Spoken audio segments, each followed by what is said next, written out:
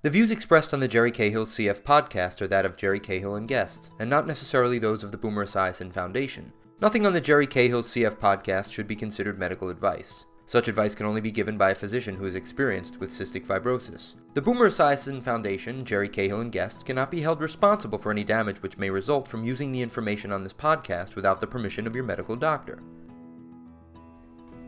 Welcome to Jerry Cahill's Living, Breathe, and Succeeding podcast series.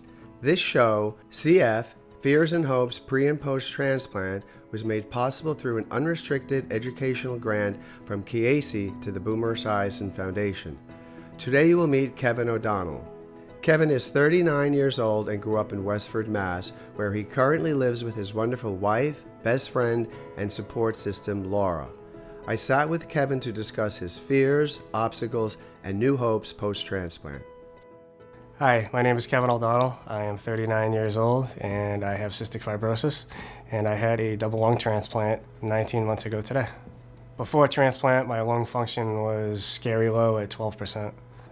They offered it to me in 2014 and I denied acceptance to the transplant list. I thought I wasn't sick enough. I was still working, playing golf, hanging out with my friends. I would struggle, but I was still doing it, and I was afraid. I know they always say like the average life expectancy after transplant is 5 to 7 years or so, and I had that number in my head. Well, if I can live another 5 years, why do the transplant?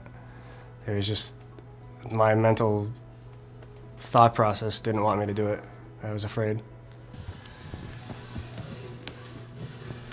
Life is so much better post-transplant.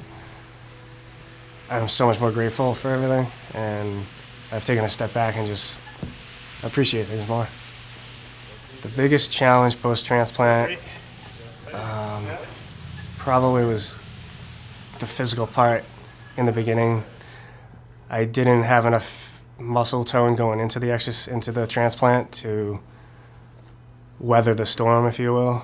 So one important recommendation that I have going into transplant: exercise, exercise, exercise, exercise as much as you can. You would want to exercise and keep your body as strong as possible, because you don't know how long you're going to be in a bed for afterwards. And the longer you're in a bed, the worse your muscles will be. Post-transplant, I've definitely been more involved in physical fitness and going to the gym, which pre-transplant, I didn't know what a gym was. At first, my balance was very off, doing a lot of leg muscle stuff, trying to get my core strengthened. And I have a personal trainer, thank God. Kevin Driscoll, he's the best. He keeps me motivated and accountable. And I might not want to go to the gym that day, but he's going to be there, and I have an appointment with him, and I don't want to let him down. Physical fitness is definitely part of my life now post-transplant, and it should have been pre-transplant.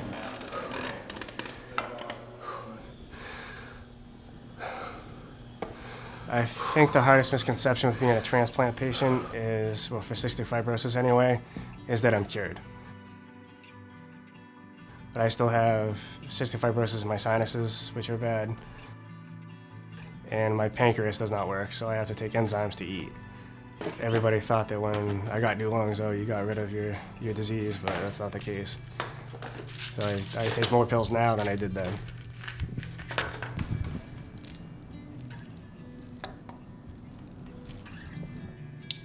My wife, Laura, has been tremendous throughout this all. Keeping the household stuff going, keeping our bills paid, keeping the house clean. We had to rearrange our house. We had to have the kitchen remodeled. We had to get the front steps remodeled so I could get into the house, because we didn't have railings and I couldn't walk. She took care of all that, took care of me, took care of the insurance stuff. She dealt with her work. She was still working. And staying social, keeping people updated on Facebook about my condition so people weren't calling me, because I was in no shape to talk to people. I don't know, it's crazy to think what she did. We have grown so much together. She's been there for me through the transplant, and without her, I don't think I'd be here, to tell you the truth. So I wrote a letter to my donor, and I did not hear back from the donor yet. I don't know if I will. The donor organization wrote back to me saying that they had to translate my letter into Portuguese and send it off to my donor's family. So I'm part Portuguese now. If my donor was here right now, I would say thank you, first of all. That goes without saying. And I would ask him, I hope I'm doing a good job for you. Sorry. Give him a hug.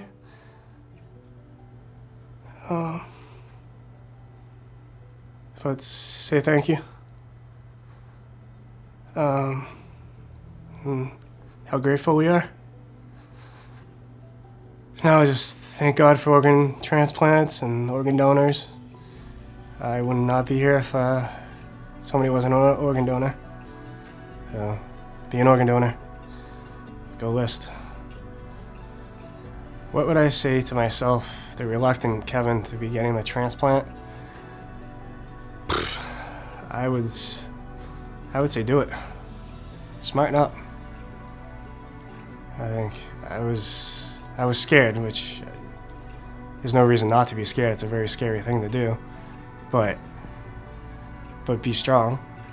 Be positive. Keep a hopeful mind. Don't not do it because you're afraid. I almost didn't do it and I would have been dead.